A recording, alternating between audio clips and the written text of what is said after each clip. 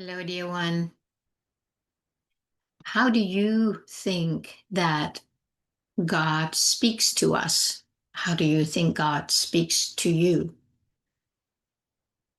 We all have this, I guess, something longing inside of us to connect with the divine, right? And be guided by an energy. We pray, we ask for guidance. And how do we know that our prayers are being heard? How does God speak to us? And how will we know? I think there's probably a lot of misunderstanding there, and many times missing when the divine is actually coming through in his or her or its own way, that we don't really know how it comes back to us, how we are being communicated to by the divine. Of course, it could be the still small voice that I think we've all heard of, but it does not come like that for everybody. Maybe for most people, it probably does for a lot. There's other ways, and I want to address that today so that we can start feeling more maybe connected to it or more confident, more trusting of it when it's there because we know when to answer the call, like, oh, here's God, let me listen. And of course, probably knowing me, if you have been watching more of my videos, you probably know that definitely the heart is I always call it that the heart is the mouthpiece of God. When I wrote articles or blog posts many years ago, I would often write about that. And it's like the heart is the mouthpiece of God. So if we want to listen to God's mouth, God's expression, this is a very good place to be, to start. There's other ways for sure, but this is one that we can always access, and we will always be um, connected with it. There will always be that voice. It may not be an audible one, may not be a visible one, but it will be one that we can feel. And I want to bring it back, of course, to the longing, because whatever it is that we long for in our heart, that is literally the divine speaking to us through the feeling of longing, through a sensation of like, like you can feel it's like, oh, I want that, right? That is because from the inside, you're feeling what it is that you long for. So we need to turn it around and go in and feel that feeling. This is not the language that most people speak in the world. Most people don't speak to each other from here. We speak to each other from here. And in my experience, and maybe that's just because I'm so sensitive to that, there's way, way, way too many words. Way, way, way too many words. To me, I get totally overwhelmed when there's too much talking, too many words. I literally do not know what to do with them. I'm trying to feel through it, like what are people really saying? What do they really want? What part wants to be heard behind this tsunami of words? And we all want to be heard and met from in here. And it's a very good idea to start doing that with ourselves if we are able to, or get some support so you are able to start listening to your own heart, to your own divine connection, to the mouthpiece of God in your own heart. And when more and more of us connect with this and start trusting it, we can start speaking to each other from here as opposed to here. And this is where we start feeling a connection, a real connection, something that feels satisfying and real and true, and something that we resonate with. And I had this wonderful little connection. I was at this very sweet event the other day where it's a food trade where we all bring, either things from the garden or food that we make at home, and we bring that. So we trade the food together, and then we have a potluck afterwards, and then we go home with maybe a lot of lemons or avocados or whatever people are bringing or making, and then you just come home with this just a bunch of wonderful food that you may not be able to grow yourself. I highly recommend it. It is very, very precious. It's really coming down to the earth again, and talk about what matters, the earth, food, growing food, how we grow food. It's just very earthy and wonderful.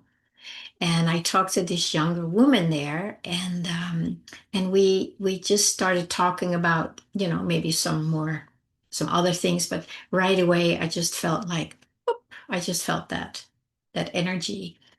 And I just named it, I named because I felt it, and because I could recognize it right away. So I named it, and that helped, of course, the conversation stay more grounded in that, which I think was very, very satisfying for both. I love those conversations where we literally talk about what is true deep inside, what is here, and then when you share that with somebody else, it's just delightful. That's where I feel nurtured. As whereas here I feel overwhelmed, here I feel nourished and nurtured and seen and connected, and that is what I prefer. You may prefer something else, although I doubt it if you're watching my channel here. But that is something that is very satisfying. And I just think the more of us who start living here, listening to what is true, in all the craze that's going on in the world, and people are getting so lost in it and talk about what's going on and how terrible it is and what they're doing and yada, yada, yada. When they do that, I really don't engage much. I may say one little sentence, maybe to turn it towards something that's more true, but it's not satisfying for anybody. It literally is. It's too many words, it's too much information. And I would say it's too much information and too little presence. Not enough presence, too little presence. So, too much information, too little presence. How can we change that? We can change it one at a time by first connecting with it here. The more you connect with that inside, you will start recognizing that in others. And then you can connect with that in others. Their presence, their aliveness, maybe, their frequency, their energy. You start feeling, sensing something about them that they may not even be aware of themselves until you name it. Because most people just see us, from here and the physical, but not really seeing or sensing what is behind that or what is underneath that or inside of that. And that is literally what we all long for, at least those of us who are more waking up more to who we truly are and to what's going on in the world. So anyway, it was just lovely to have that conversation where it just felt incredibly natural. Because when you meet somebody in that space, there's just a natural exchange of presence. And it is just satisfying. That's all I can say. For some people, doing many words and information. That might be satisfying because that's maybe the only way they know how to connect with people. So please, have at it if it is satisfying for you. But I guarantee you there are many people who can't go there anymore. And again, I'm blessed that I have a lot of friends where we do meet here or or somewhere up and down and in between, but it's all in here that matters. And we even take time to just connect in and speak from there. Then there is not a need for many words, but there will be an instant feeling of connection, of satisfaction, and yeah, like a feeling of tribe or home or family or something at a much deeper level. Now, if we meet from here, if we speak from here to people who are in here, it is usually a waste of words or a waste of trying to communicate because they will not understand that. If they don't have the connection, it will just you may have noticed that you speak it and it just kind of boop, it just falls on the wayside. Nobody's really responding to it. It's happened to me a lot of times. And it really troubled me, like nobody's understanding me, nobody cares what I have to say. And then, of course, I realized, they're just not there. I just need to start finding people where that connection is there. And it may just need to be activated, right? So it's almost like we can become an activation of the new earth energy, which is what we're connecting in and as. And again, I always say that it's not a new earth energy. It's the original, authentic earth energy that we're beginning to wake up to again, instead of being so lost in this world that we have forgotten. So it does feel new because it's been suppressed for so long. But once you connect with it, you'll go like, well, this feels so natural, and this is really the only thing that makes sense. So I would say don't try and speak from here to people who are lost in the false matrix. It will not make sense to them. And you might be lucky to meet somebody where they are lost, but they're also connected, and they may need exactly that conversation from you to go to remember again, to be recognized, to remember. It's like, oh, what did you just say? Something in them gets activated or comes alive again, and then they will want to follow that. So very important that we do take the time to find that connection in ourselves, and then we can help others connect with that in themselves too. I see that happening a lot with my clients, of course, because this is really what I love to do. It feels like this is what I came here for, to help activate that, or ignite it is probably a better word, to ignite it just through recognition, just through that. And then when people are seen, then they can start seeing themselves. And then they connect back to that self. And then they will start having to see all the layers that they have stacked on top of this, so they would fit into the false matrix, which was not satisfying for them. So the longing for this has always remained, but sometimes they can get so lost that they forgot.